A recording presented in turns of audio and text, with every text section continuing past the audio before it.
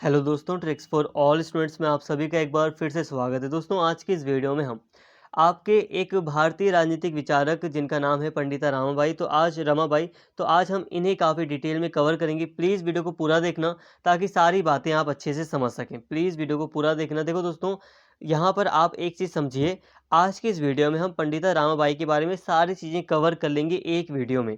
बस यहाँ पे सारी चीज़ें आपको तभी समझ में आएंगी जब आप वीडियो को पूरा देखेंगे। एक चीज़ यहाँ पर आप ध्यान देना कि इस वीडियो में मैं आपको पहले यहाँ पे रीडिंग करके बताऊँगा सारी चीज़ें, फिर रीडिंग करने के बाद आपको समझाऊँगा। तो यहाँ पे पहले होगी रीडिंग, फिर आपको समझाया जाएगा। तो प्लीज़ वीडियो में पूरी तरह बने रहना ताकि सारी चीज़ें आपको समझ में आएँ। तो बिना देरी किए अपने टॉपिक को शुरू करते हैं और सारी चीज़ें आपको समझ में आ जाएँगी। तो चलिए दोस्तों, बिना देरी के अपने टॉपिक को शुरू करते हैं। पंडिता रमाबाई 19वीं शताब्दी के उत्तरार्ध की प्रख्यात भारतीय विदुषी, समाज सुधारक और कार्यकर्ता थी। उन्होंने भारतीय स्त्रियों के उत्थान के लिए बहुत महत्वपूर्ण कार्य किया। देखिए, सिंपल सी बात है कि जो पंडिता रमाबाई थी, एक 19वीं शताब्दी के उत्तरार्ध यानी कि 1850 के बाद की एक प्रख्यात, एक बहुत ही ज़्यादा प्रसिद्ध भारतीय विद्वान थी। भारतीय विद्वान थे। विद्वान तो वैसे नॉर्मली पुरुषों के लिए यूज़ होता है, तो यहाँ पे विदुषी कह दिया गया है।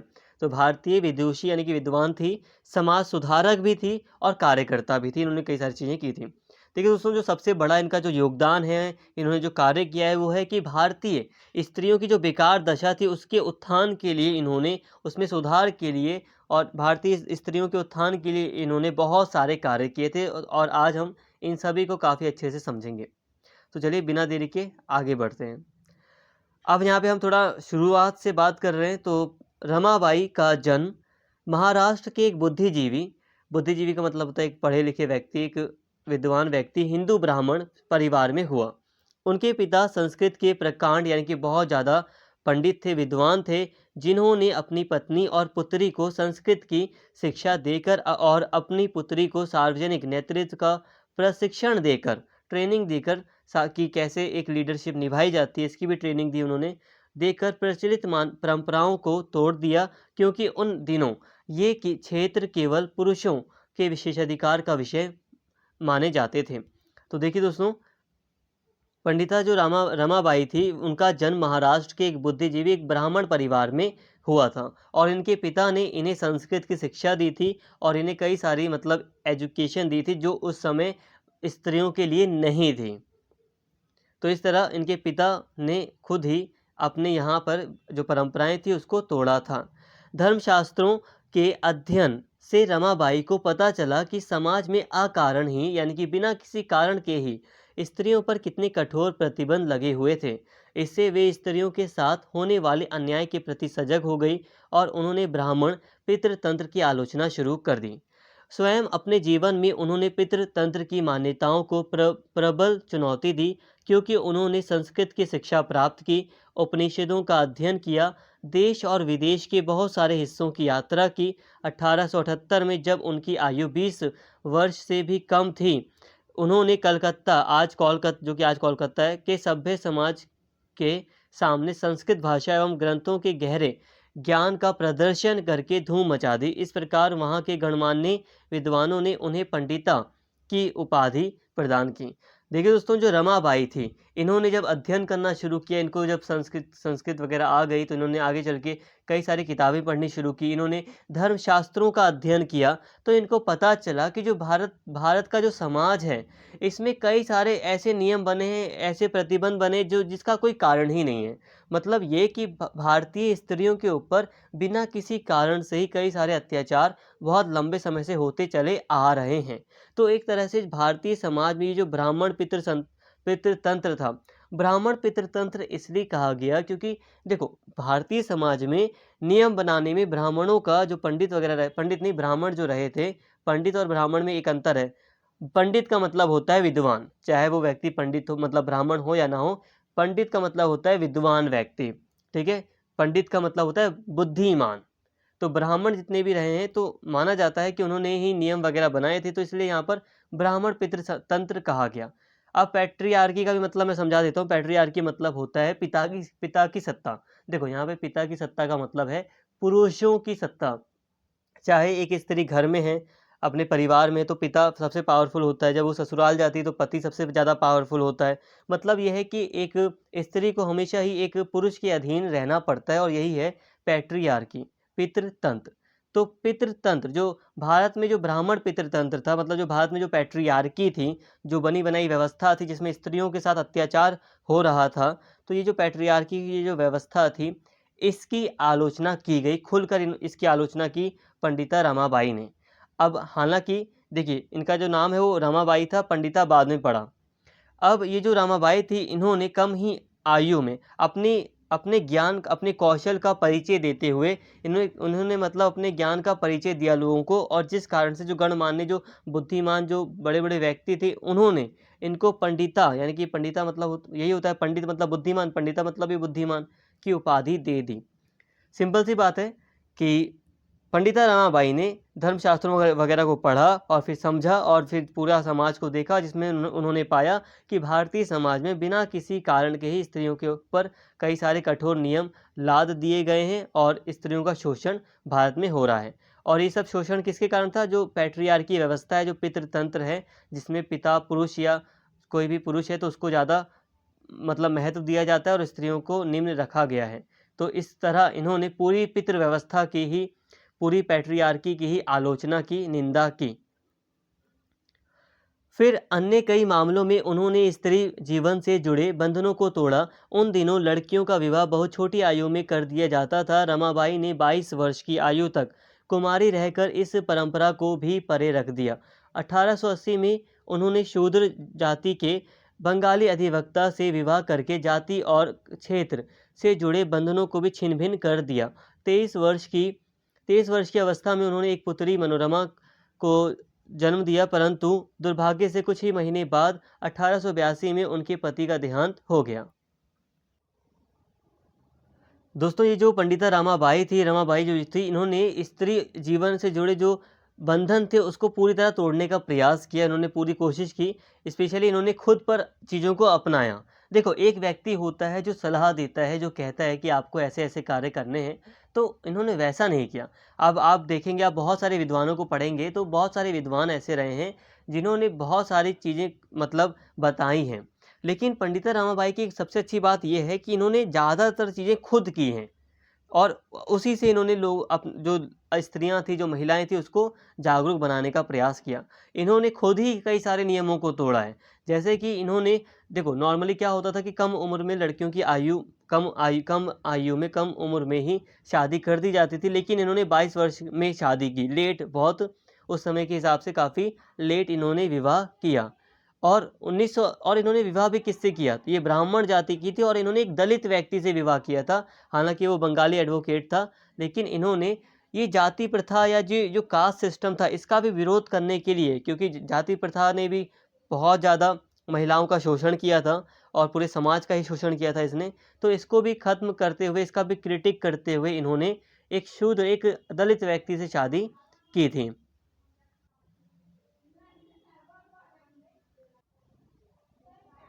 1882 में ही पंडिता रमाबाई ने स्थानीय समाज सुधारकों की सहायता से आज पुणे में आर्य महिला समाज की नींव रखी, जिसका लक्ष्य स्त्रियों का उद्धार करना था।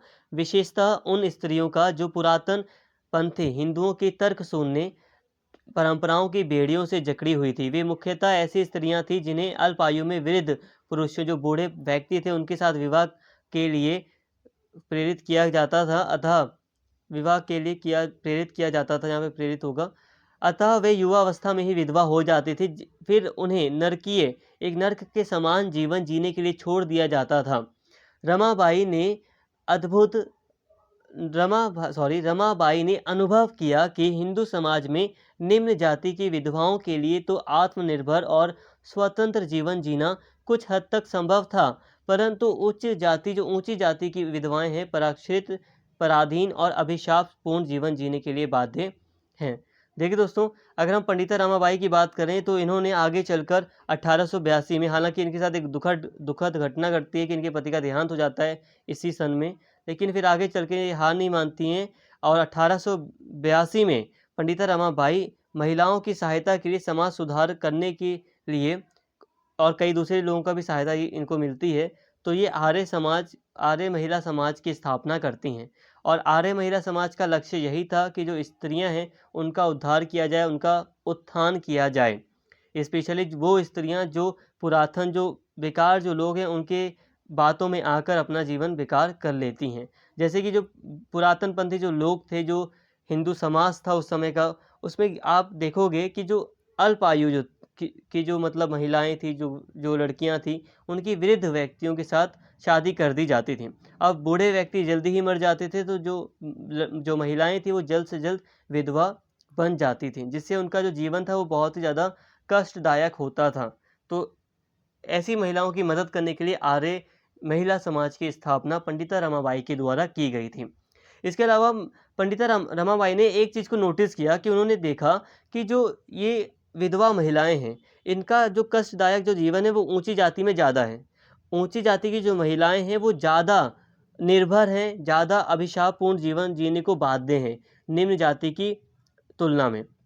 मतलब ये कि निम्न जाति और ऊंची जाति की महिलाओं की जब उन्होंने तुलना की, तो रमाबाई ने पाया कि निम्न जाति की महिलाओं की स्थिति ऊंची जाति की महिलाओं की स्थिति से थोड़ी सी सही है। हालांकि बेकार दोनों की स्थिति है, लेकिन फिर भी ऊंची जाति की महिलाओं की स्थिति ज़्यादा खराब थी। देखिए दोस्तों, सिंपल सी बात है, आप ये आपने पढ़ा पढ़ा भी होगा कि जो मॉडर्न हिस्ट्री जब आप पढ़ते तो आप देखते हो कि जो ऊंची जातियां थी वहाँ पर आप पाओगे कि वहाँ की जो महिलाएं थी वो हमेशा ही घूंघट रखती थी, वो काम के लिए बाहर भी नहीं जाती थी, घर में ही रहती थी। एक चीज़ तो ये हो गई। और दूसरी चीज़ यहाँ पे आप देखोगे कि जो निम्न वर्ग की महिलाएं थी भाई, वो गरीब थे, गरीब परिवार था, तो स्त्री पुरुष को दोनों को ही काम करना पड़ता था। यहाँ तक कि निम्न वर्ग की महिलाएं खेतों में भी काम वगैरह करने जाया करती थी, दूसरे भी घर पर सिलाई बुनाई का भी कार्य करती थी। तो ये थोड़ा सा आजीविका के मामले में थोड़ा आत्मनिर्भर थी।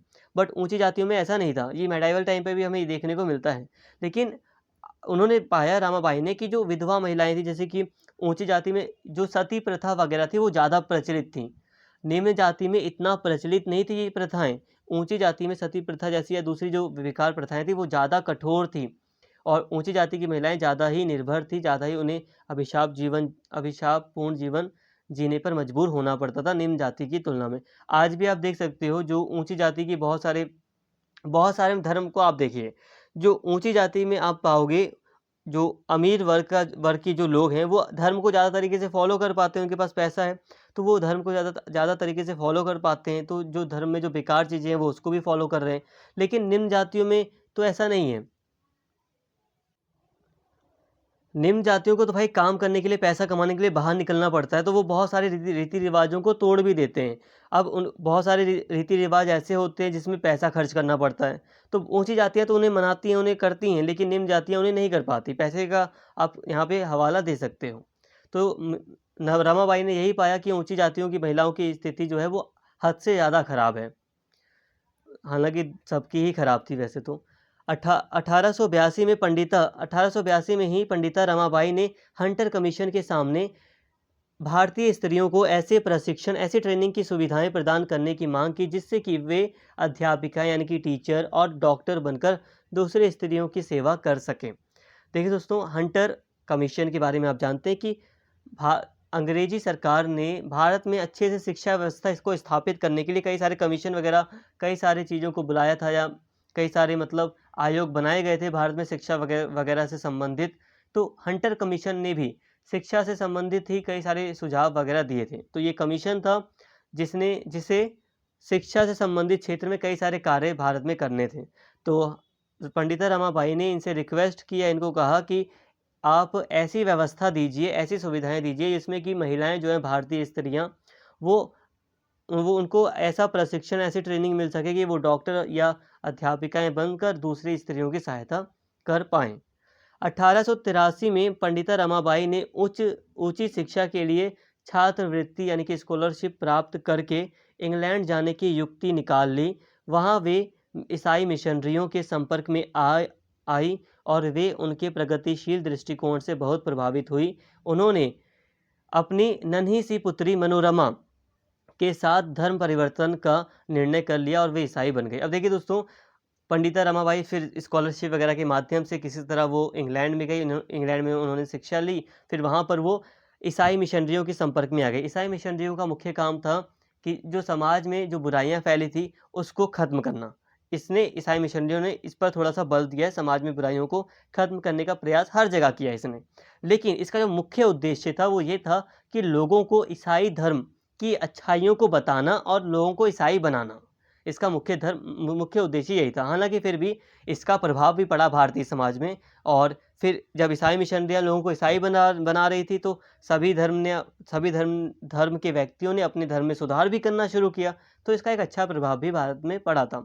लेकिन ईसाई जो मिशनरियाँ थी उनके संपर्क में यहाँ पर हम देखते हैं कि रमाबाई आती हैं और फिर रमाबाई अपने धर्म को परिवर्तित कर लेती हैं और ईसाई बन जाती हैं। वो अपने आप को और अपनी पुत्री को फिर ईसाई धर्म में वो परिवर्तन कर लेती हैं। लेकिन अभी आप यहाँ पर आप देखिए कि वो आगे चलकर देखती हैं रमाबाई कि ईसाई धर्म में भी कई सारी बुराइयां हैं। अब हम इसे आगे समझेंगे। 1886 में रमाबाई ने संयुक्त राष्ट्र यूएसए की यात्रा की और वहाँ के राजनीतिक आदर्शों, स्वतंत्रता, समानता और उदार लोकतंत्र के संस्थानों से बहुत प्रभावित हुई। भारत लौट आने पर उन्होंने अपना जीवन सामाजिक कार्य, सोशल वर्क को समर्पित कर दिया। उन्होंने उच्च जाति की हिंदू विधवाओं के पुनर्वास के लिए 1879 में बंबई में शारदा सदन नाम का आश्रम खोला, क्योंकि उनकी दशा अत्यंत शोचनीय थी। देखिए दोस्तों, जो विधवा महिलाएं थी उनको बसाने के लिए, उनके लिए घर वगैरह की व्यवस्था, रहने की व्यवस्था करने के लिए 1889 में 1889 में बम्बई में वो शारदा सदन की स्थापना करती हैं। कौन? रमाबाई। ठीक है, यूएसए जाती हैं और यूएसए के विचारों से काफ़ी प्रभावित होती हैं, जैसे कि स्वतंत्रता का जो विचार था, इक्वेलिटी, समानता का जो विचार था, उदार लोकतंत्र यही है कि सबको मतलब स्वतंत्रता मिले, सब अपने राजनीतिक अधिकारों का प्रयोग कर पाएँ। तो इन सभी चीज़ों से वो प्रभावित थी। फिर वो भारत लौट कर आती हैं और सोशल वर्क में ही लग जाती हैं, और सोशल वर्क के चलते वो आश्रम खोलती हैं जिसका नाम होता है शारदा सदन। अब ये जो आश्रम खोला था इन्होंने, ये काम कर रही थी, सोशल वर्क वगैरह ये जो कर रही थी, इस काम में उन्हें ईसाई मिशनरियों से वित्तीय, पैसे से संबंधित सहायता भी प्राप्त हुई। वस्तुतः इन मिशनरियों का लक्ष्य जो लक्ष्य था वो हिंदुओं को ईसाई बनाने के लिए प्रेरित करना था। इस प्रयास में रमाबाई को हिंदू ब्राह्मणों के गुस्से का सामना करना पड़ा और ईसाई मिशनरियों की कड़ी आलोचनाओं का सामना भी करना पड़ा। ब्राह्मण इसलिए क्रुद्ध थे या गुस्से में थे क्योंकि वे ब्राह्मण विधवाओं को स्वाधीन जीवन नहीं जीने देना चाहते थे, इसलिए वे इनके पुनर्वास के विरुद्ध थे। ईसाई इसलिए रुष्ट थे या गुस्से में थे कि रमाबाई ने सामाजिक कार्य पर पूरा ध्यान केंद्रित करते हुए आश्रम वासियों को ईसाई बनाने के लक्ष्य को बहुत पीछे छोड़ दिया था। अब यहाँ पे मैं अभी आपको डिटेल में पूरा समझाऊंगा, अब इसे पढ़िए पहले। रमाबाई ने अपने ईसाई सहयोगियों के आक्षेप का उत्तर, या जो आरोप लगाया था उसका उत्तर दिया।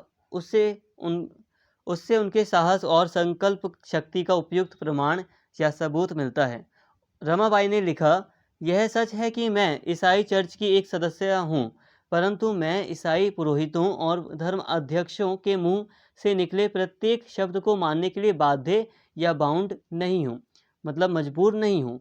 मैंने बड़ी मुश्किल से अपने आप को भारतीय पुरोहित वर्ग के बंधनों से छुड़ाया है, अतः अब मैं वैसे ही किसी दूसरे बंधन में बंधने को तैयार नहीं हूँ। अब यहाँ पे बात को समझिए।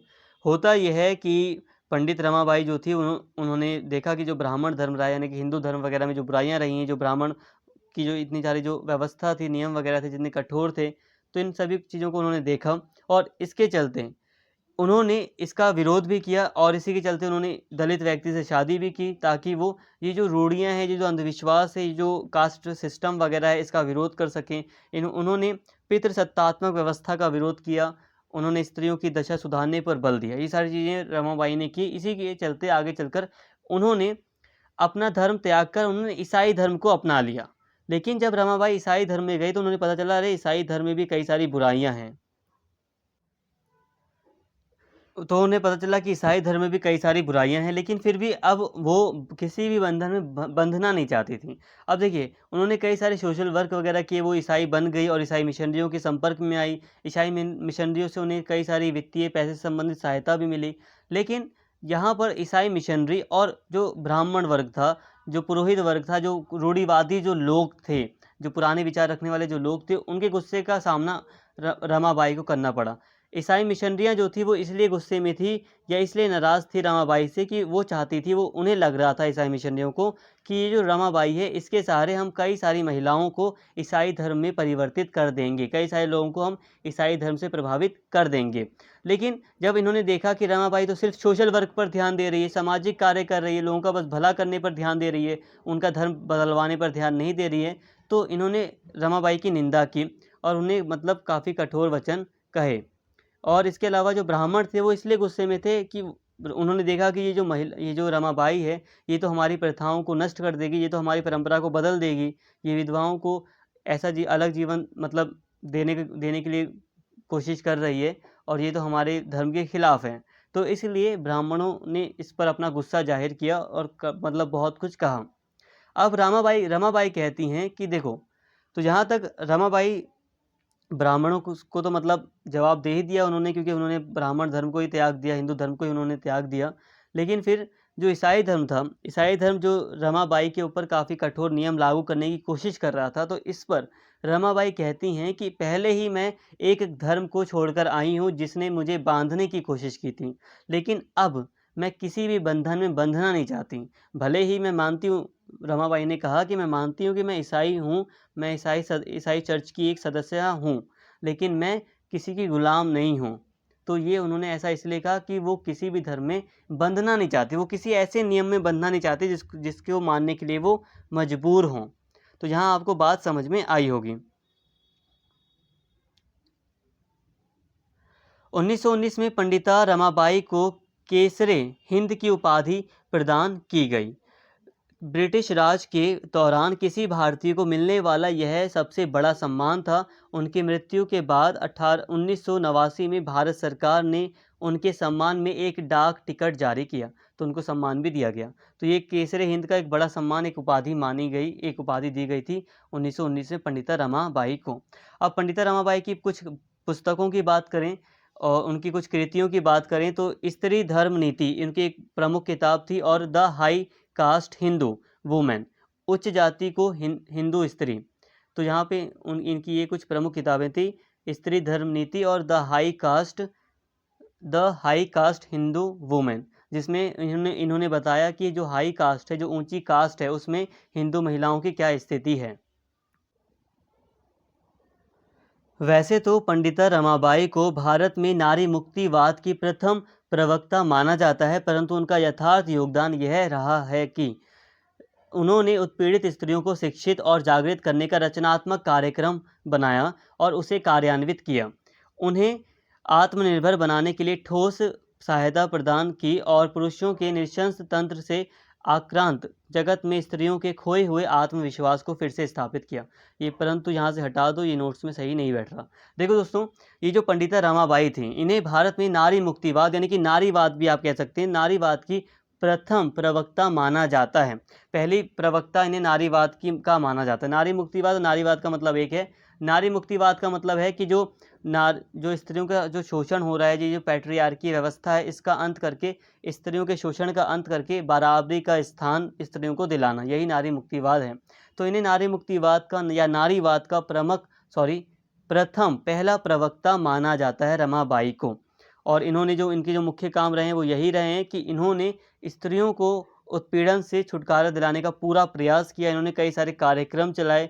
इन्होंने पूरी तरह खुद, सबसे बड़ी चीज़ है कि इन्होंने खुद कई सारे नियमों को तोड़कर, स्पेशली इन्होंने कई सारे जो स्त्रियों के लिए जो नियम बने थे उनको तोड़कर सभी स्त्रियों को जागरूक करने का प्रयास किया और उन्हें एक रास्ता दिखाया कि वो भी सभी बंधनों को तोड़ दें।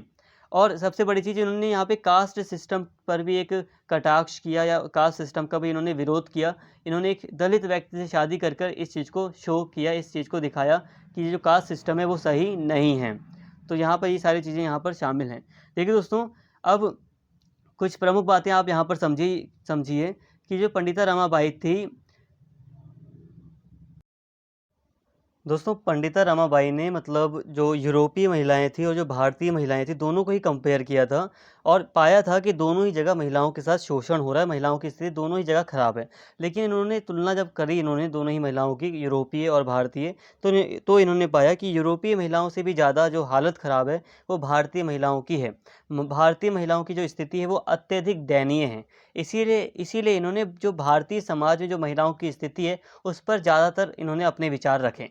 हालाँकि इन्होंने जो जो यूरोपीय महिलाएँ हैं, उनके समर्थन में भी कई सारी बातें कही हैं, वहाँ पर भी महिलाओं के शोषण को ख़त्म करने के लिए कई सारी बातें इन्होंने कही। लेकिन मैक्सिमम बातें इन्होंने भारतीय कॉन्टेक्स्ट में भारतीय महिलाओं के उत्थान के लिए कही हैं। तो दोस्तों उम्मीद करता हूँ यहाँ तक आपको सारी बातें समझ में आई होंगी। यहाँ पर एक पॉइंट इम्पॉर्टेंट ये है कि इनके बारे में जो सोर्स है हमारे पास, वो विदेशी जो लेखक हैं उनके द्वारा मिलता है। इन्होंने जो चीज़ें लिखी थी या जो भारतीय लेखक थे, उन्होंने जो भारतीय रूढ़िवादी जो लोग थे, उन्होंने इनके लेखन को पूरी तरह मिटाने का भी प्रयास किया था। इनके लेखन को पूरी तरह मतलब प्रकाशित नहीं किया था। जो सोर्सेज़ हैं, वो हमारे पास जो विदेशी लेखक हैं, उन्हीं के द्वारा जितनी भी चीज़ें लिखी गई हैं पंडिता रमाबाई के बारे में, उनसे हमें ज़्यादातर चीज़ें पंडिता रमाबाई के बारे में मिलती हैं। मतलब एक तरह से ये कह सकते हो कि रूढ़िवादी लोगों ने इनके ऊपर काफ़ी बड़ा प्रहार करने की कोशिश की थी, जिसके तहत इनके विचारों को भी हटाने का प्रयास किया गया था, मिटाने का प्रयास किया गया था। लेकिन विदेशी सोर्स के तहत हमें इनके मैक्सिमम विचारों को आज हम देख रहे हैं।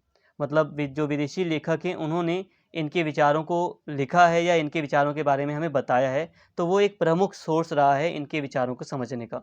उम्मीद करता हूँ मैं आपको सारी बातें समझा पाया। अगर आपको वीडियो अच्छी लगी हो तो प्लीज़ चैनल को सब्सक्राइब कर लें और इस वीडियो को ज़्यादा से ज़्यादा शेयर करें और लाइक करें। Thank you.